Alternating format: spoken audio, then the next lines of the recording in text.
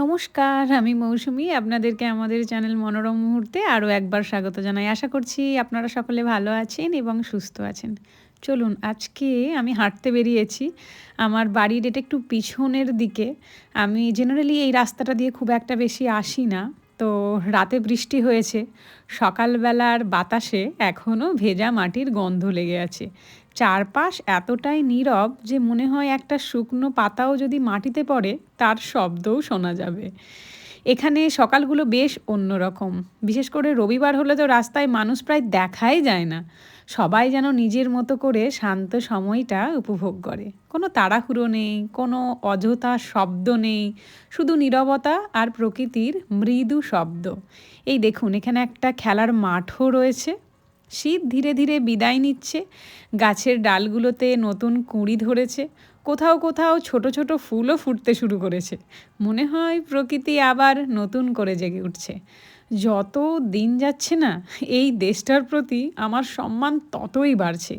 কত সুন্দর, কত পরিষ্কার আর কত শান্ত এই পরিবেশ। আমার কিন্তু একটু হিলি এরিয়াতেই বাড়ি। তো পাশে ছোট ছোট পাহাড়ও রয়েছে। এই দেখুন কি সুন্দর সুন্দর ছোট্ট ছোট্ট ফুল সবে ফোটা শুরু করেছে।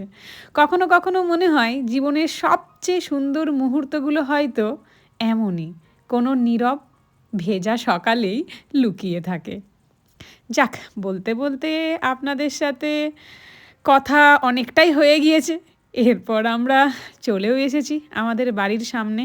ঢুকবো, বাড়িতে ঢুকে বেশ কিছু রান্নাও রয়েছে। আর আজকে একটু বাজারেও যেতে হবে, বেশ কিছু কেনাকাটাও রয়েছে। চলুন আস্তে আস্তে বাড়ি ঢুকি। হঠাৎ করে ও বলল যে বাড়িতে ডাস্টবিনেতে প্রচুর ময়লা জমে গেছে, তো সেইগুলো সঠিক জায়গায় রাখতে গিয়েছিল ও। এখানে আবর্জনা যেখানে সেখানে ফেলা যায় না, বিশেষ কিছু নিয়ম রয়েছে, সেই অনুযায়ী আপনাকে সেই জায়গাতেই আপনাকে আবর্জনা ফেলতে হবে। তো তারপর রুমে চলে এলাম। রুমে চলে এসেছি আর এই যে বাইরের অবস্থাটা ঠিক এরকম। বেশ কিছু রান্না করতে হবে, কারণ আমরা হয়তো বেশ কিছুদিনের মধ্যেই হল্যান্ড বেড়াতে যাব।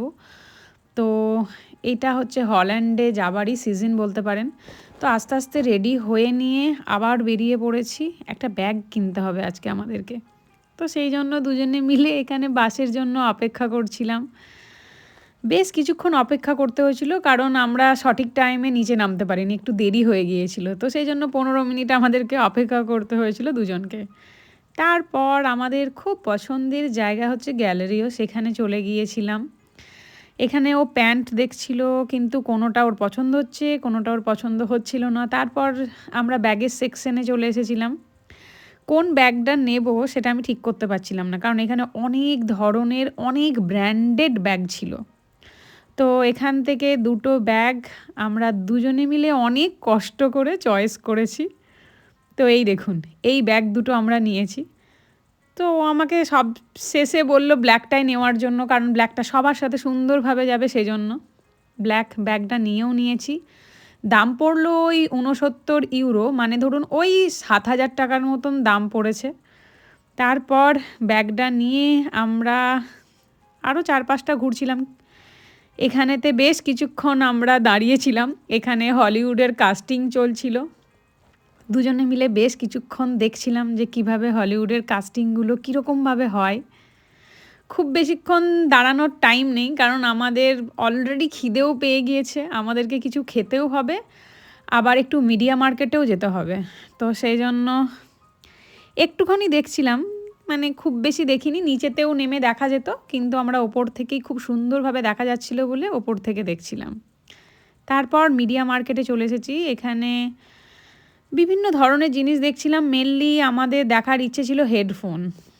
এখানেতে সবাই দেখি কম বেশি হেডফোন ইউজ করছে, আর এই বোসের হেডফোনটা আমাদের দুজনেরই ভীষণ পছন্দ হয়েছিল। এত ভালো এই বোসের হেডফোনটা, এটার দাম ছিল ওই 22,000 টাকার মতন হবে। মোটামুটি আমরা ঠিক করেই নিয়েছিলাম এই বোসের হেডফোনটাই নেব নিলে। তারপর ওখান থেকে আমরা বেরিয়ে চলে এসেছিলাম খাবার খেতে। পাশেই ছিল কেএফসি। তো ওখানেতে একটুখানি খাবার খেয়ে তারপর ভেবেছিলাম যে দুজন মিলে বাড়ি ফিরবো, কারণ ফিরেও আবার রান্না করতে হবে। তো তো এখানে দুজন মিলে বেশ সুন্দর করে একটু খাওয়া দাওয়া করে নিজেদের মধ্যে একটু সময়ও কাটাচ্ছিলাম, একটু গল্পও করছিলাম, বাড়িতেও একটু ফোন করে নিয়েছিলাম। তারপর ওখান থেকে বেরিয়ে আসবো ঠিক তখনই আমি দেখতে পেলাম যে এখানে একটা রাজা রেস্টুরেন্ট না কি এরকম একটা খুলেছে, যেখানে সিঙ্গাড়া থেকে শুরু করে সমস্ত জিনিস পাওয়া যাচ্ছিল। তো আজকে তো আর হবে না, অলরেডি আমাদের পেট ভরে গেছে, তবে ডেফিনেটলি পরের দিন আমি ওখানে খাওয়ার চেষ্টা করব। এই দেখুন এই ব্যাগটা নিয়েছিলাম, এই ব্যাগটা চেনেতেও দেখলাম লেখা ছিল মিউনিক, আশা করি এটা জার্মানিতেই তৈরি হয়েছে।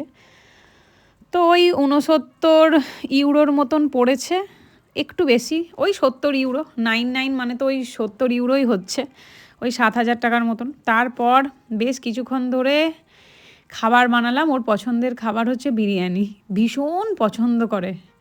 তো বিরিয়ানি বানিয়ে নিয়েছি, এরপর দুজনে মিলে খেয়েও নেব। দুর্দান্ত।